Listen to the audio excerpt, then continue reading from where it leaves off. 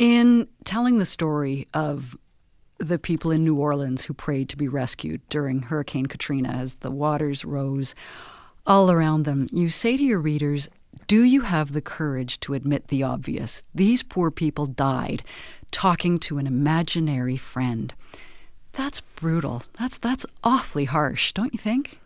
What I think is brutal is the status quo. I think what is terrifying and really such an agent of suffering in this world is that we don't teach people how to grieve because we don't think it's possible.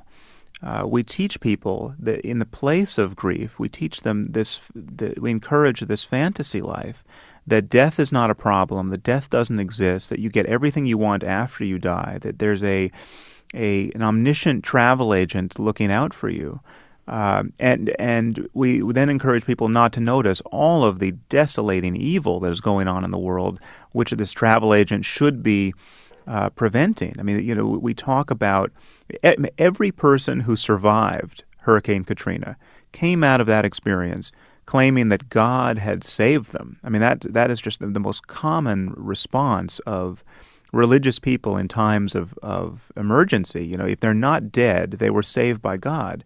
Well, God didn't save all the other people. I mean, the infants who got drowned in their cribs and the old people who had to seek refuge in their attics and were drowned there. I mean, these people were good people. That they died through no fault of their own. And the problem with religious mythology is that it dampens our compassion. It diminishes the reason to be compassionate for other people because you have some sense that this is all part of God's plan and this is not an accident and maybe those people deserved what they got. No, there are people who are just fantastically unlucky, and it is our responsibility to help them and to feel compassion for their circumstance, genuine compassion that motivates us to take their suffering as an object of our concern. So what I argue about religion is that, yes, people do good things in the name of religion. There are Christian ministers who go to Africa to help people, but there are secular people who go to Africa to help people as well, and they go purely to help people, not to spread their dogmas, and not because they think the creator of the universe wants them to do it. And I think that is a much more noble basis for compassionate behavior.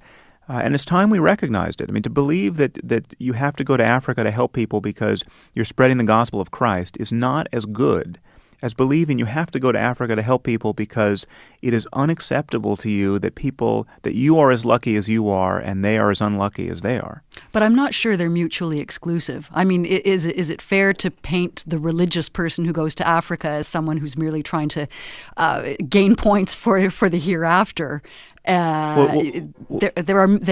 Compassion is not the sole province of the non-believer, I think. Well, that's absolutely true, and I'm not insinuating that. I mean, compassion is, we are hardwired for compassion, and compassion precedes religious instruction, certainly, and on some level it probably precedes our humanity. I mean, there's evidence in our primate cousins and in other higher mammals that there is a concern for the suffering of other creatures that is evidence there. For instance, mice show more distress at the suffering of other mice that are their familiars than strange mice. So this is an emergent property of our biology, I think.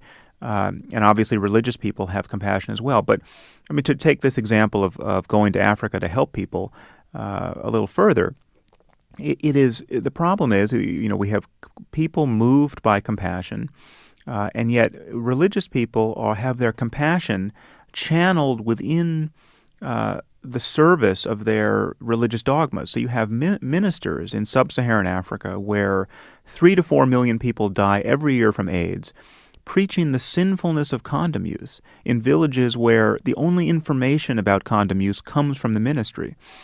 You have Christian ministers preaching the necessity of believing in the divinity of Christ in regions where millions of people, literally millions of people, have died from interreligious conflict, but mostly between Christians and Muslims. This, on both counts, I argue in my book, is genocidal stupidity. I mean, this really is getting people killed. These dogmas really do spread ignorance and death.